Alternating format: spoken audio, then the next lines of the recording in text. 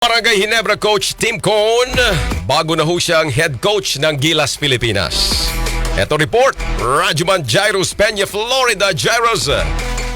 Si Barangay Ginebra coach Tim Cone ang magsisilbing head coach ng Gilas, Pilipinas sa Asian Games ngayong Setyembre. Ito ang inanunsyo ng Samaang Basketball ng Pilipinas at PBA matapos ang pagbibitiw sa pwesto ni Chot Reyes sa huling laban ng Gilas sa FIBA World Cup 2023.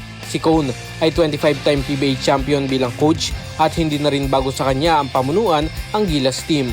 Dati na niyang pinamunuan ang Gilas kung saan nakakuha tayo ng gold medal sa 2019 Southeast Asian Games. Nagsilbi na rin siya bilang head coach para sa Philippine National Team noong 1998 at nagawi tayo ng bronze medal sa Asian Games na ginanap sa Thailand.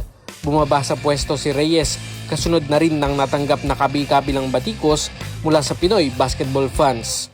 Para sa ating RMN Sports, ako si Rajuman Jairus Peña, Florida, Tatak RMN. Maraming salamat, Jairus Peña, Florida.